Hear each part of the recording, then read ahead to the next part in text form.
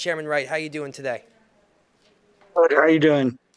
I'm good. I'm good. Good to see you. I know you were in Tyler a little bit ago. It's nice to reconnect. Now, just to give folks a bit of an idea, the Railroad Commission really doesn't, I'm sure you've heard this a bunch, the Railroad Commission doesn't have really much of anything to do with trains, but it does regulate the oil and gas industry. And we will touch a lot about that. We will touch on a lot of that. But first, Chairman Wright, I want to hear about you.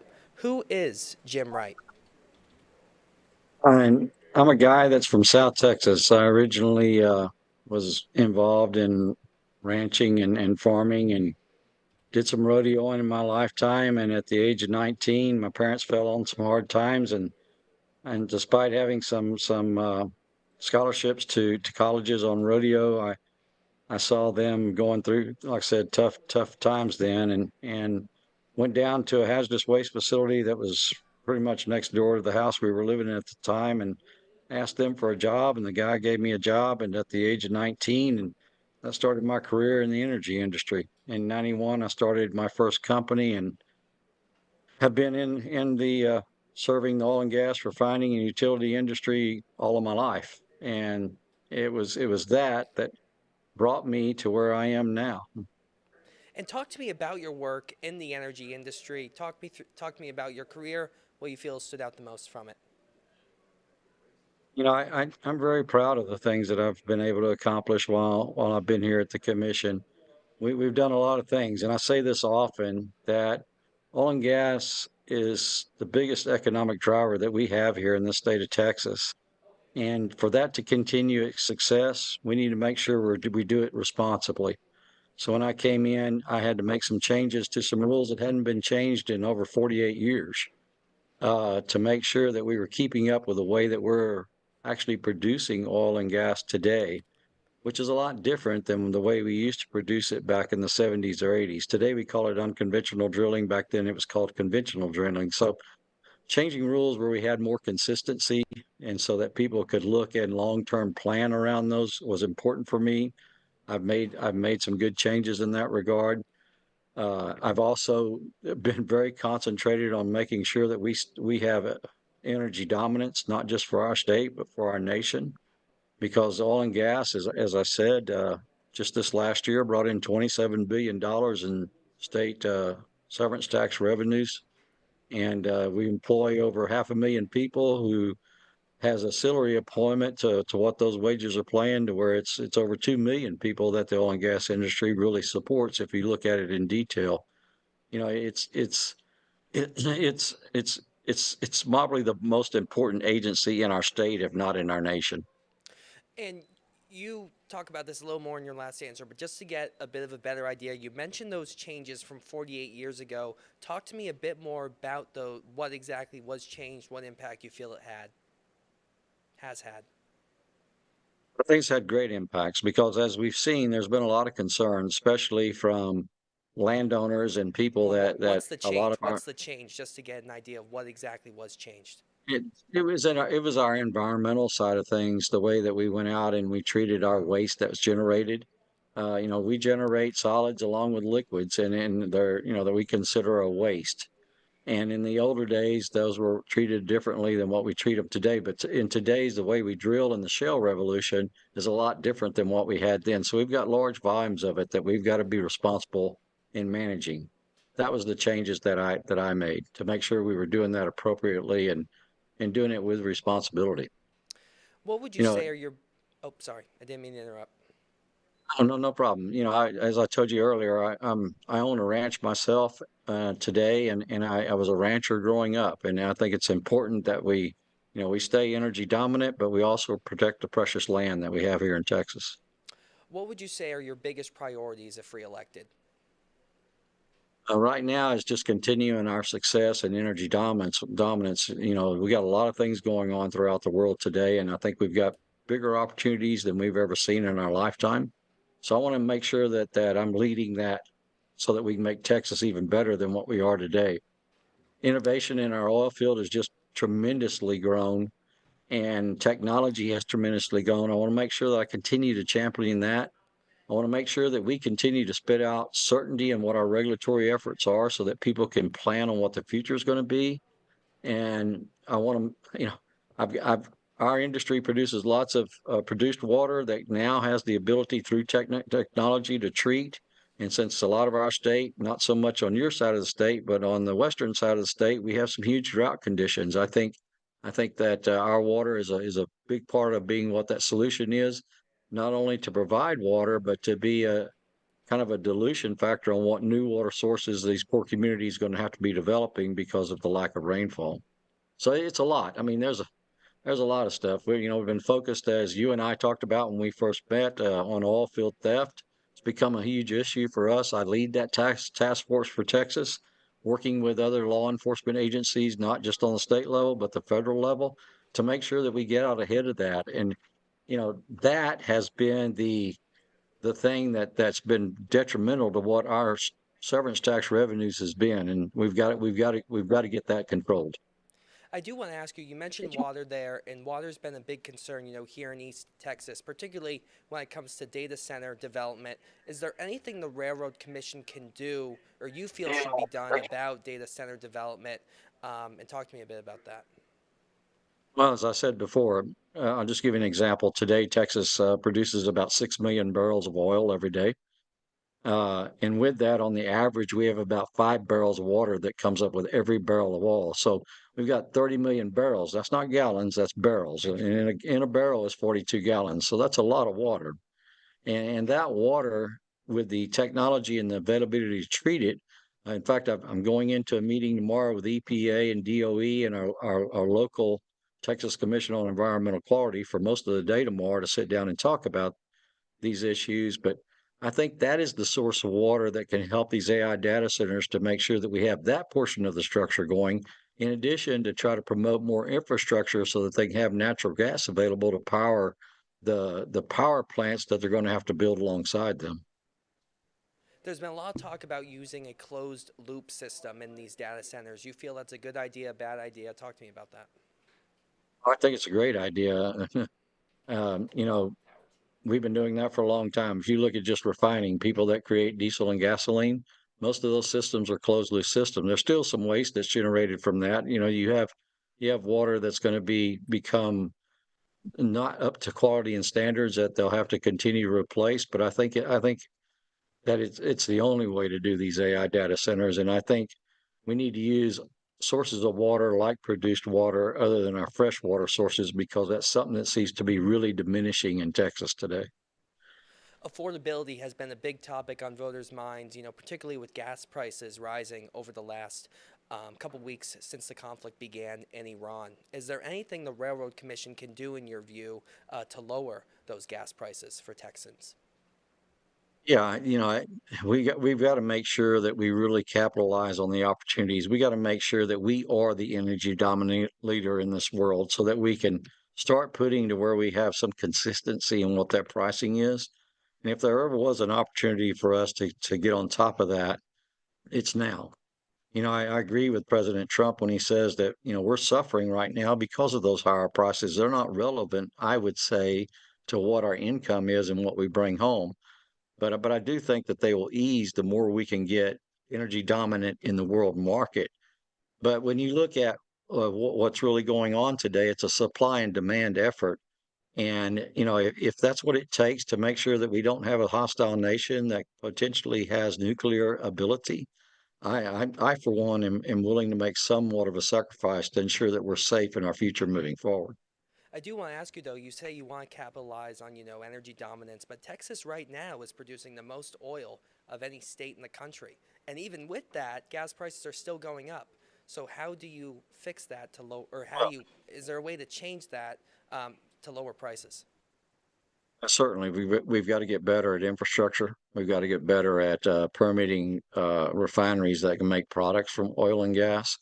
But people have to remember the United States and pretty much the rest of the world works on what's called a free market.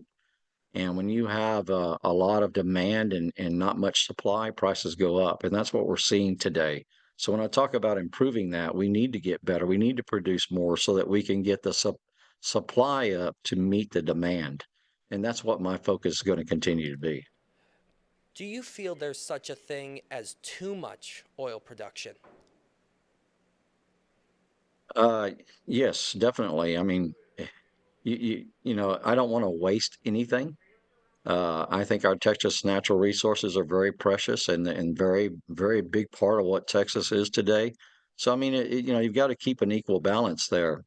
And although the Railroad Commission does not set pricings, we don't set what demand is. We have a responsibility, I feel, to make sure that we encourage making sure that we have the supply and then we're oversupplying and wasting those resources. Your challenger in this race, Beau French, feels the Railroad Commission is spending too much on diversity, equity, and inclusion. Talk to me about that, your response. I think, I think that's he doesn't have a clue what we really do here. And when you talk about DEI, I've never even heard that term here in this agency. I've been here 6 years now until my opponent brought it up. I know the way that we treat that today is we award our contracts to the people that give us the best price and have the best experience and make sure that we're managing those taxpayer dollars the way we should be and expected to be. But when you look at uh, DEI and some of the mandates that we've had that's come from legislation, and you talk about historically underutilized businesses, we're mandated by legislation to make sure that some of those dollars we try to spend in those, or we're trying to spend in those efforts. That bill was just changed this last legislative session, where now we've been mandated to look at utilizing better known businesses. But again, it's not something that says we have to. We look at that still today on who gives us the best price and the best experience. And my opponent doesn't have, it seems to not have a clue about that. When he talks about the DEI spending that we have, what he's referring to is a comptroller that actually audited our hub program. And out of that hub program, the money that was allocated to utilize potentially for that, we spent 41% of that money, but it was only 4% of our entire budget, which I think is good numbers. But I don't care what your color, your race, or anything else is. If you've got the best price and you've got the best experience and you're what it takes for us to spend taxpayer dollars responsibly, that's what we're going to do. How much money does the Railroad Commission give for these contracts? How many are there, and how do folks acquire them? Well, you have to go through our contracting administration department here. You come in and first you've got to show what your level of experience is, and then you bid on a particular item that we have out for bid, and your pricing is based on whether you get called back in to talk to. And then again, we evaluate what that experience is based on what the price would be. Uh, I encourage anybody that wants to do business with us here at the Railroad Commission to go through that contracting deal.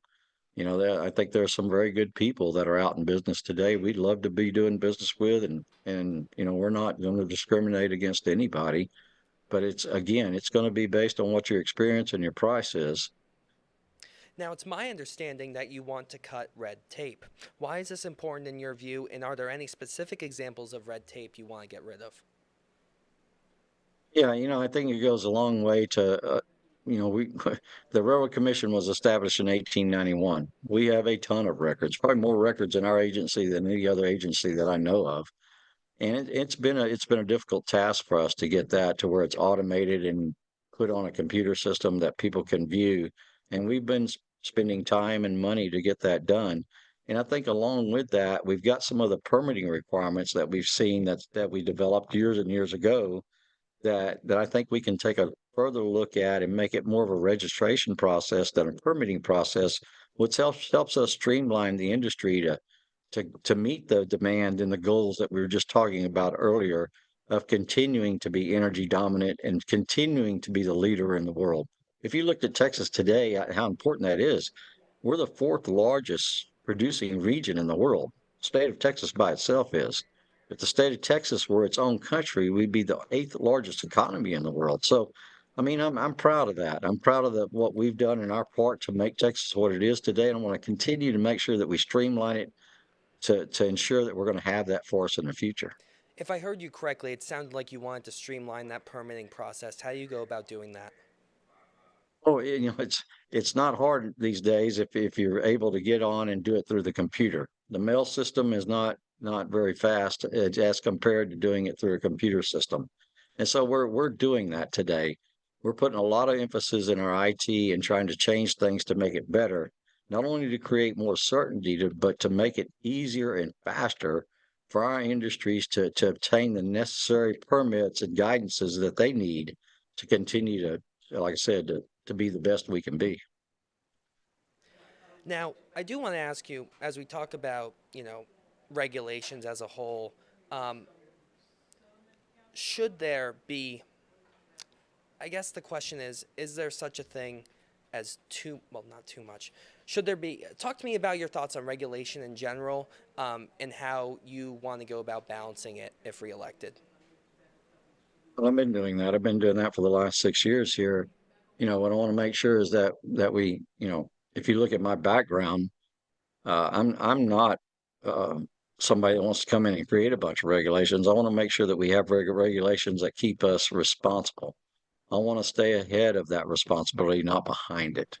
And so, it's not a matter of what questions of regulations are. It's a matter of, what is best for Texas and what is best for for our economy, and how do we instill and continue to be an agency that has regulatory certainty so that people can have long-term plans.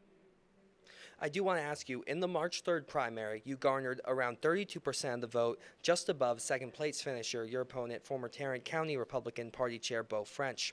What are you doing now to appeal to voters who may not have sided with you in the March primary? We're certainly making a much bigger effort today to get more name recognition out there and to do more about educating people on what the Railroad Commission is. I think the results of the primary was just a simple fact that people really don't know because of the name what it is we do and how important this agency is and how technical it is. How somebody here at the helm of this agency needs to have a pretty good experience, a really great experience in the industries that we regulate. And you can look at today, if you go on to my website, we've got a lot of people that are agreeing with that concept. We've got some great endorsements. We've got the lieutenant governor, we've got the speaker of the house, and we have our governor that's endorsed us in our campaign. Those are important. They mean something because I think it shows that they recognize, that this is a huge industry when it comes to our state's success. If you do not And having people that don't have that experience is not good for Texas. if you do not end up winning in this upcoming runoff, do you plan on endorsing in this race?